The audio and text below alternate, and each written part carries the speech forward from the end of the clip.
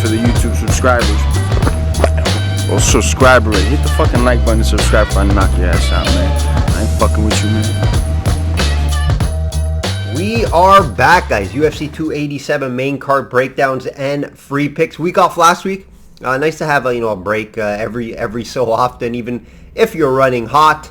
It's been very nice so far this year and all years, but we are at a nice high winning percentage already in April at 70% here. Miami, welcome to Miami. It's been a while. It's been a while since we saw a card in Miami. I actually was going to go to this event. However, I will be going to the Caribbean next week, mainly due to winners in all different sports here. Weekly update. Let's do a weekly update here, guys. 70% win rate so far this year. Like I mentioned, over 60 units of profit. That's long term, not just this year. 65% longer term. That's 2 years now, just over 2 years. 2 years and a half, I would say. 65% best bets. 6 years, guys. I've been doing this for quite some time, at least documenting. I've been betting on sports for 16, 17 years, but documented 65% best bets, 6 year span. Beating the books with my system long term in all sports is what I'm able to do for multiple reasons. I'll give you guys a couple tips, couple things. Clients will know this, but just for you guys that aren't on board, one's patience and discipline is just very important. Be patient. Be disciplined. And just 90% of people that bet on sports and handicap sports aren't. And that's why they lose long term. You have to be patient. You have to have a system. And that's number 2. Have a system that works for you. I was able to adapt this system that allows me to profit each year on any sport that I handicap. Due to the discipline and the patience, and that's where it comes in. But along with the system, knowing the sports as well, obviously is going to help. But when you have the whole package and you're able to do everything, that's when you're able to beat the books. And that's what my system does here. Also big in the future market, guys. I attack the future market in multiple sports, and we usually are profitable every year in the future market. This year just finished up here, the NHL. We just hit a best bet in the NHL future market. And also another single that I'll talk about here in the NHL segment here shortly. If you want to start beating the books long term, check out systemsportscapping.com. Get a disciplined system, avoid big stock market crashes or your money just not moving, and crypto scams and big losses, right? You want to avoid crypto. I have a little bit in Bitcoin, but you're not going to see profits for a very long time in that. So if you want your money to be more fluid, more active, and enjoy watching sports and games while you're having some money on it, this is a system and service for you. System capping on all social media, Instagram, Twitter, TikTok. Free short video plays on TikTok. I do free picks over there. Instagram stories as well. Betting news, promotions, sports news, everything over there. Give me a follow, guys. I do think I'm a good follow. I want to keep this self-made, right? I want to keep this as system capping and not join other companies. I've had some companies reach out to me to, give free picks on their website or also sell plays there, but then I would have to abandon my system here, and I'm not going to. I have confidence, obviously, in the system. I have long-term clients for years now, and I have also some guys that just jump on board monthly. So I do appreciate you guys a ton. I just wanted to stress that I won't be joining any of these websites and continuing to do system capping at a low cost. A lot of these other handicappers out there, the prices are ridiculous. I have higher winning percentages than them. I just do this for you guys. Also get a little money out of it as well. I don't do this for the money. I do this for the writing. I enjoy what I do. It's different, right? The money I make from my own bets, I bet my personal bets, unlike most people probably out there, right? So that's where I win my money.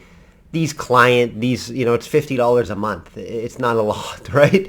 But it adds up when you have multiple guys. Like I have around just over 30 long-term guys that invested in my system long-term years, right? So that helps. And also, obviously, tons of guys that just jump on monthly.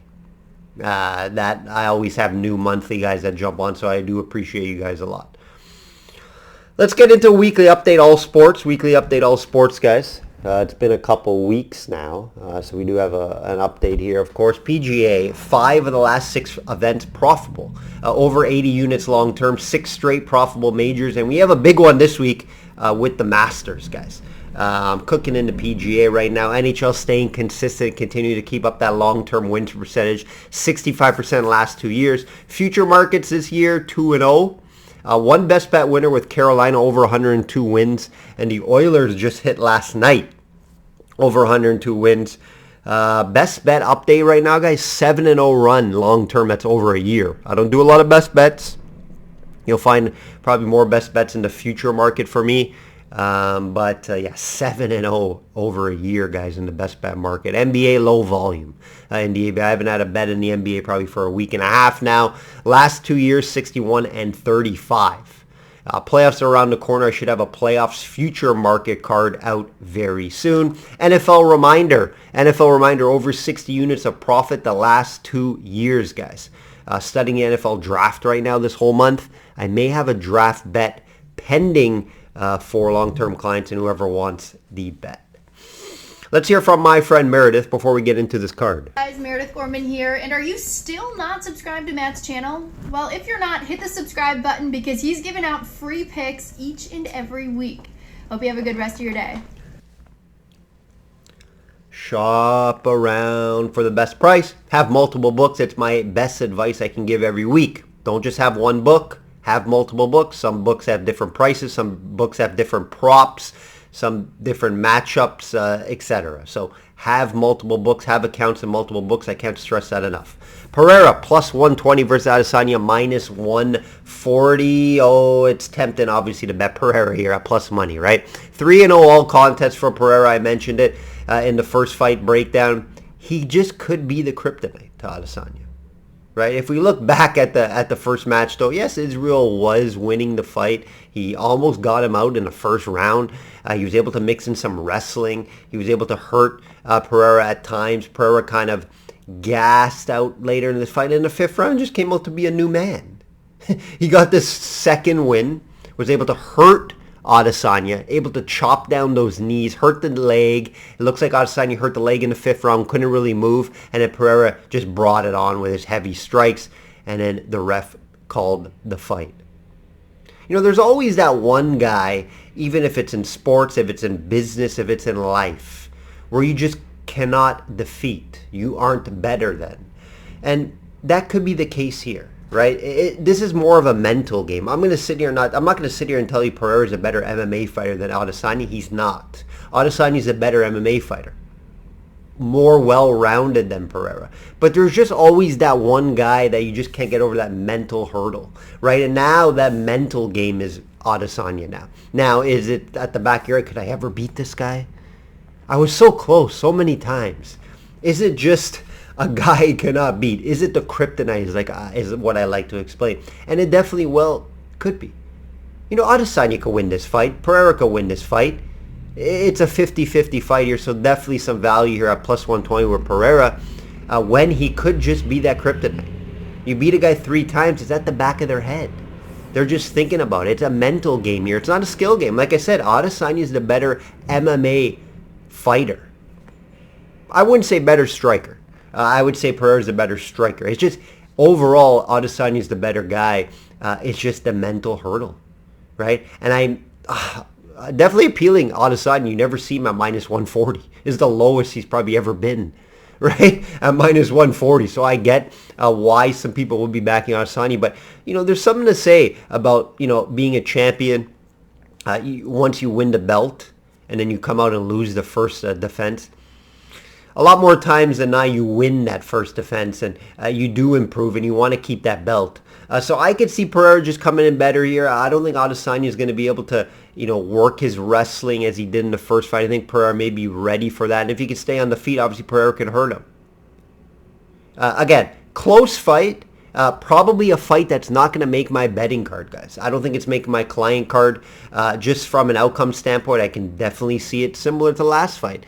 A later finish or the fight going the distance this time and it just being a close war on the feet. So not going to make my client card personally. I'm going to have to back Pereira due to the plus money. It's mainly a price issue here for me, and a price play on the champion at plus 120. Anytime you get a champion at plus 120 defending the first time, I have to look his way with Pereira. Is it going to make my client card? No. Am I excited to watch this fight? Yes. Excited to see how it plays out. Yes, Adesanya could definitely bounce back. A little too soon, maybe. Similar to the Usman situation with Edwards. Was it a little too soon for the bounce back? We've seen Pereira training with Chuck Liddell. He shaved his head. I just think he's in a different mindset right now. And, getting plus 120, if I had to bet the fight, it would have to be due to the price with Pereira. Confident, no. But definitely excited to watch the fight, see how it goes. Can Israel Adesanya avoid losing 4 straight to the same man?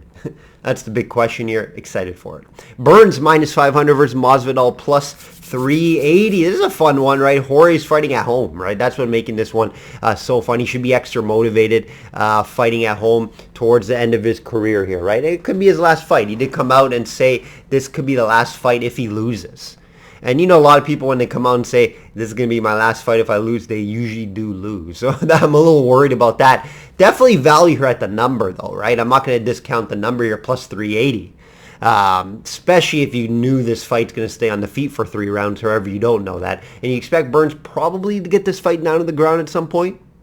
I expect Burns to get this fight down to the ground at some point. Even though Masvidal has some good takedown defense, Burns isn't like some spectacular chain wrestler like Usman and Colby. Usman and Colby were able to get the fight down to the ground multiple times. I don't have Burns at that level. He's just under that. But I do expect him to be able to get down there, and he's a very dangerous threat with a submission. Compared to Usman and Colby aren't.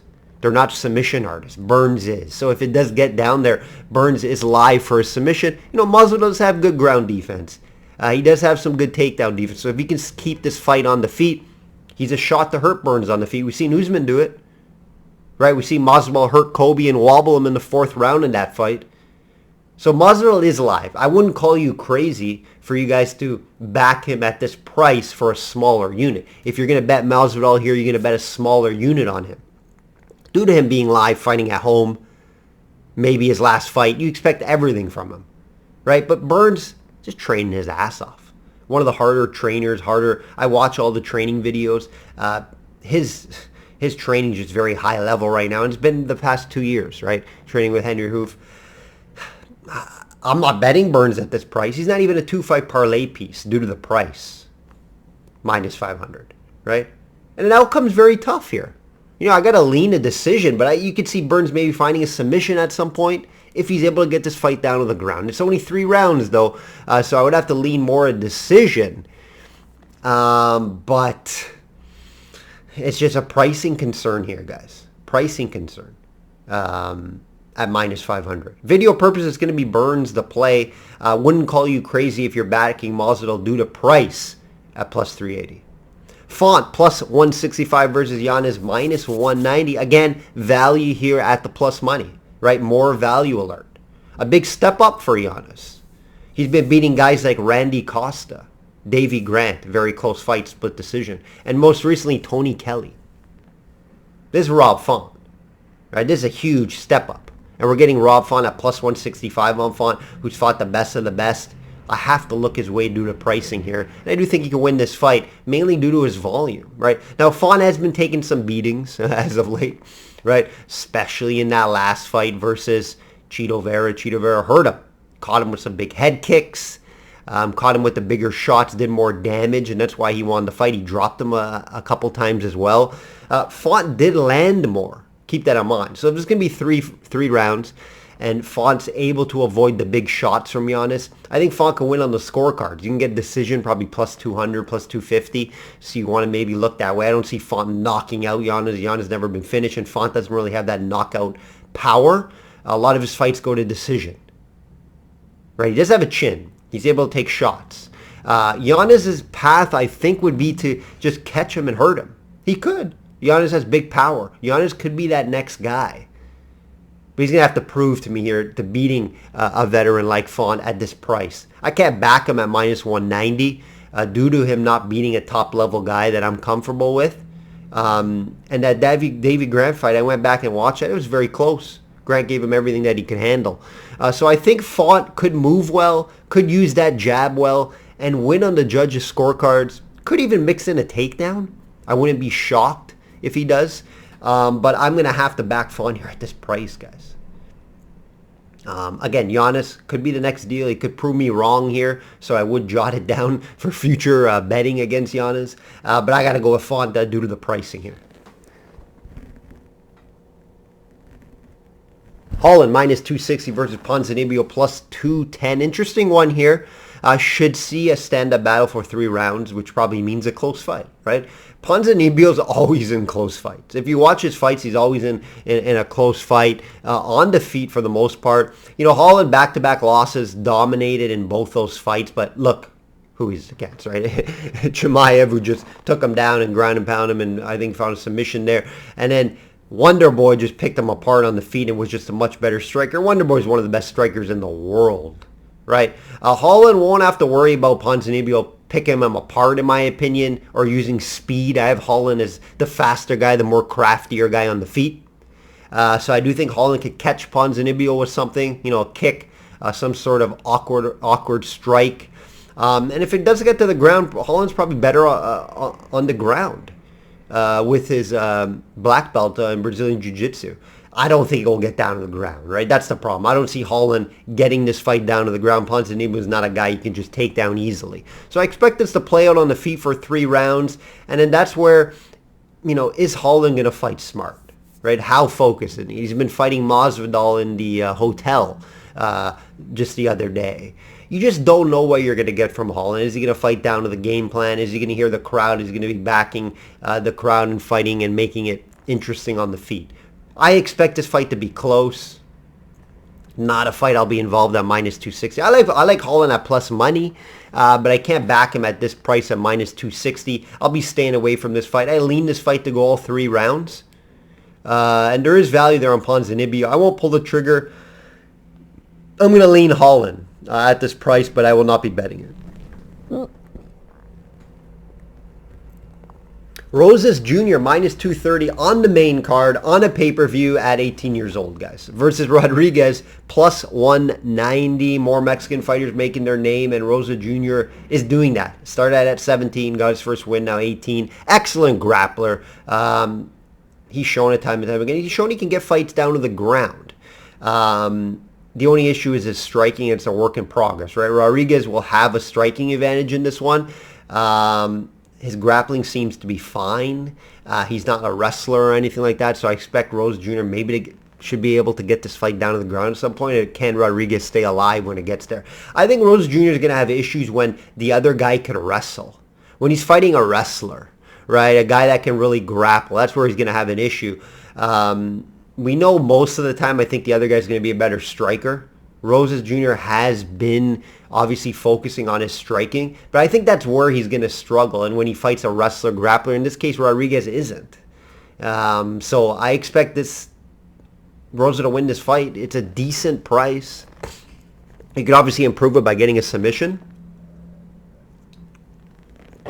I personally haven't looked at the submission prop as of yet, but that's the way you probably want to look at Rosa Jr. It could be a decision win as well. Where Rose gets his fight down to the ground, just cannot find a submission win. That is a possibility, but we see him do it in the first round last time. I wouldn't say that he's going to do it in the first round this time, but through some point at the fight, I think he could get the submission win. So I'm going to have to back Rose Jr. Everyone's high on him. The market's high on him. The UFC's high on him, and they're trying to promote him. Are they giving him a softball here? No, but they're not giving him like a veteran guy that could just beat him due to experience. This guy's also 8-1 or 7-1, so keep that in mind, guys. I think Rose Jr. should win this fight. Excited for the guy. Excited to see what he does at this age on a big stage in front of a big crowd on a pay-per-view. Not great pricing on this card, guys, unless you like some dogs, and we like a few. I'll have some more plays. Full client card will be out Friday after weigh-ins. I do like a few prelim fights already that I will be pulling the trigger on, along with a couple fights on the main card as well.